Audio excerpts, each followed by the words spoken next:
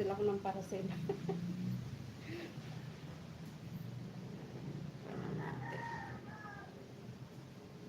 Yung mga magkape na, yung mga hindi pa nag-aagahan, yung mga hindi pa nagkakape, magkape na. Yan, si Sis Lainani natulog daw uli yan, kaya hindi pa siya siguro nagkakape.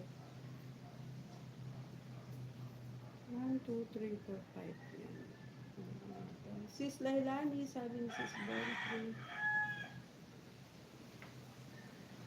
Buti ka nga kayo si Jave, nagpapakita na sa ano eh. Dati siya, hindi nagpapakita. Nagpapakita man, laging nakatakip ng mask. Buti ngayon na nakikita na natin siya. Yan, thank you so much sa patambay ninyo. Kumain lang kami, tapos naupo na akong nagdutdut. Tapos pagka malapit na dumating yung hari, isa ka ako magkukumahog na mag-uurong, ganyan, magwawalis. Isa ko naman kasi nakakatamad talaga magwalis. Sa hapon na lang talaga ako nagwawalis. Tapos daan yung mga sasakyan dyan sa tapat namin. Yung alikabok, doon ang nakakainis. Kasi nga dyan sa tapat ng bahay namin, kalsada. Tapos dumadaan yung mga tricycle. Wala lang highway na. Yung alikabok, papunta dito sa amin, doon ako naiinis. Kaya kahit ilang beses kang magwalis sa maghapon, maalikabok pa rin. Sige, Sis Steffi, maraming salamat. Isang oras lang ako. 1 hour lang. Kasi mamaya, susundo na rin naman. Tapos mag-set up ka na mamaya, Sis Lailani.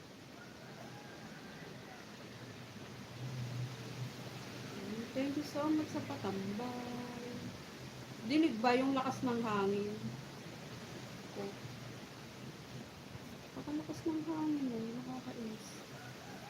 Pero mabuti rin na may ganyan, may hangin. Kasi kung walang ganyan nakalakas na hangin, ang ano nun, baka umulan. Katulad nung mga nakakaraang araw na napakainit, halos walang kahangin-hangin. Ang pan nun, biglang umulan. Yan.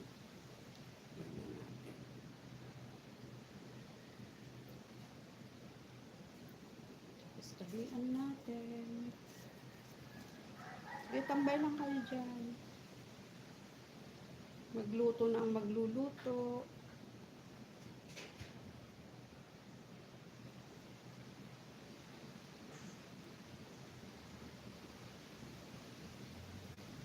Gumawa na ng gawain bahay yung mga hindi pa nakakawalis, hindi pa nakakaurong.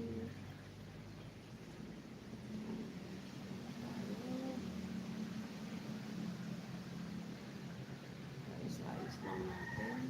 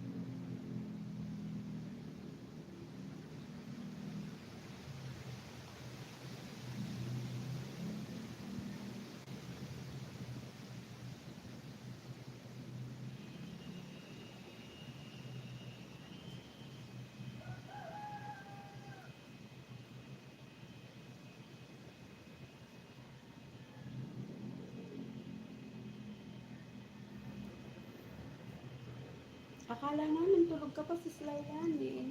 Kaya kami na ako nang nag-set up.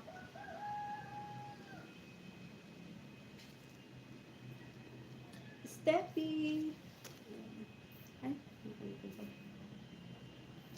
Akala namin tulog ka pa si Lailani. Ayan, kuman tayo ng highlights.